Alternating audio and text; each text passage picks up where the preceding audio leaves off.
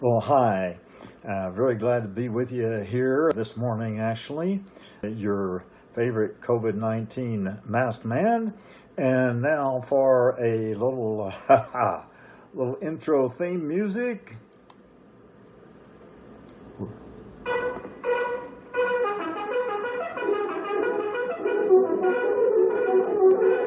Lone Ranger. Well, actually, I am just the lone stranger. So, in this episode, I suppose it's the first episode, if we're counting, of the Sometimes Show, we are going to talk about, let me consult with my notebook here, we are going to talk about, yes. First of all, our guests. We need to introduce our guests, but lest you run away, we're going to talk about complex adaptive systems and wicked problems, because as the lone stranger, I happen to be a member of a thing called startup communities, and one of the major founders of that is a fellow named Brad Felt, and he just put out a new book called The Startup Community Way, and pretty cool book, highly recommended. It comes highly recommended from yours truly, the lone stranger. And so as we get into that, we're not just going to stop with complex adaptive systems and wicked problems.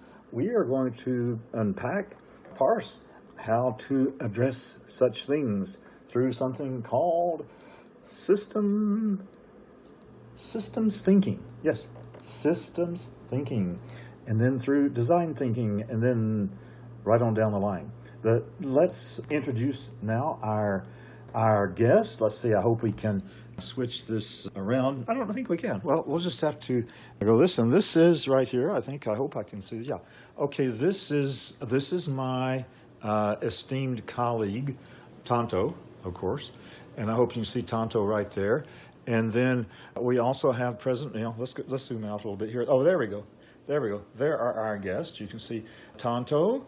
And then over here we have my worthy steed, Silver. Hi-ho, Silver away.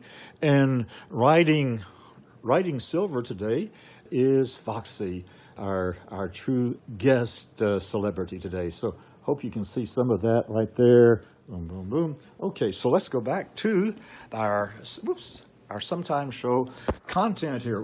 Don't know what to do with my fingers there, but I'll get them out of the way. There.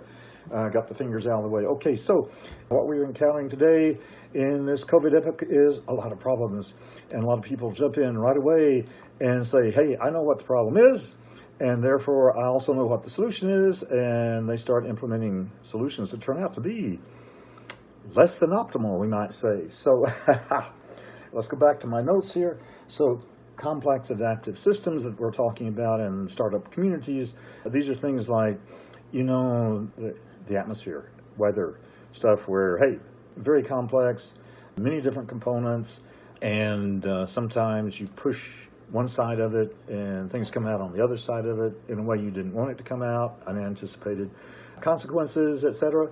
And within those complex adaptive systems, then you get wicked problems, which are problems which, hey, there's no ultimate solution that doesn't detract from some side of the problem.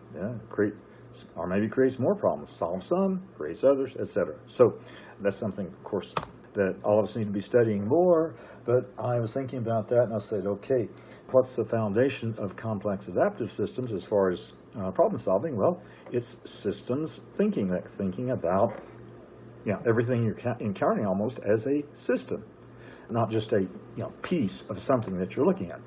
And within systems thinking, then I thought of design thinking, because I am by training, Ph.D. training to some extent, and by some experience, a design thinker. Or I like to think of myself as a design thinker. And whether I am or not, we all should be. So design thinking, okay, what is the basis of needs analysis? Well, I wanted to introduce here, needs analysis. Needs analysis is part of this paradigm that that some designers call the ADDIE paradigm: analysis, design, development, implementation, and evaluation. And so, of course, the first A stands for analysis. And what is the heart of needs analysis? Well, of analysis is needs analysis, right? Yeah, a lady named Allison Rossett wrote some great books on that. And they're sort of classics and seminal and all that good stuff, should be investigated. So needs analysis means that if you see a problem, well, then you think about, well, what needs are, you analyze it. You say, well, what is the problem? And the problem, well, can be defined as, what are the needs that are related to this problem? And so I have to consult my notes here again. Systematically, systems thinking, yes. So when you get into needs analysis, the first thing to do is identify the primary stakeholders. That is, the people, could be animals, I guess, or entire, ecosystems, maybe entire galaxies. But in most situations here in COVID-19 or whatever we're dealing with in humanity, the stakeholders are people, some people that are involved, are touched, are impacted by the problem, all right? And we've recognized the problem. But maybe we think we understand the problem better than we really do understand the problem until we identify the stakeholders, the people who are being impacted by this problem.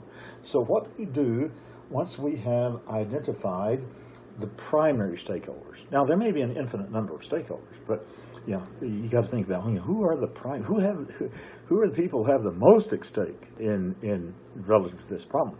So you identify the primary stakeholders, and then what do? You don't stop there.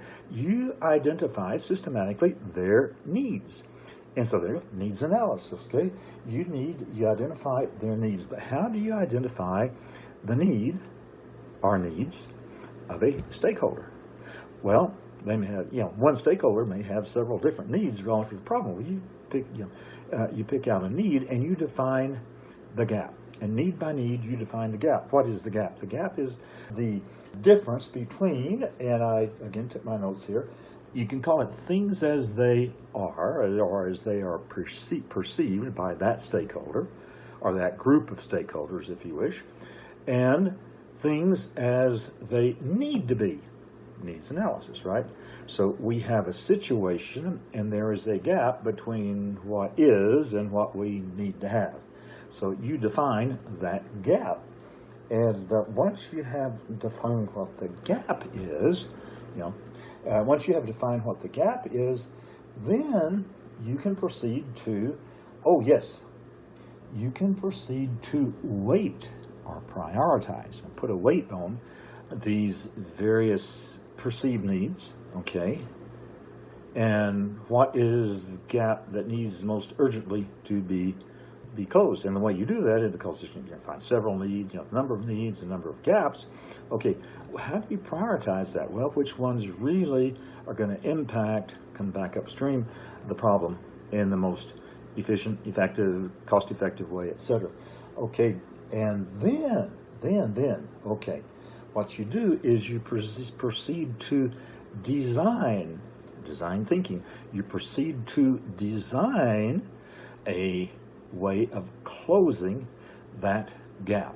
Okay, and I think, starting with the most heavily weighted gap. Okay, and in our next episode of the Sometime Show, we will talk about more details, parsing that out, breaking that down, and addressing the different pieces, this whole way of looking at a problem and coming up with a solution for the problem. So, hey, that's it for this episode. Looking forward to sharing some real-life, very practical, easy-to-grasp examples of this whole thing. Okay, so I think that I'm just wondering if I can change I can't. It's just not letting me shift the way the camera's looking in midstream here. So I will kind of back off here, and we can tell our guests goodbye. So long, Tonto. Hoping we see that. Yeah, I'm kind of getting your view. Yeah, there we go. There are our guests. Well, so long, Tonto. So long, Silver. So long, Foxy. Hope you can all show up for the next episode of the Sometime Show with your favorite masked man, the Lone Stranger. And so here we go. Let's exit with our theme music if we can. Yeah, looks like we can, I think. Let's see. Are we going to hear it? Oh, there we go.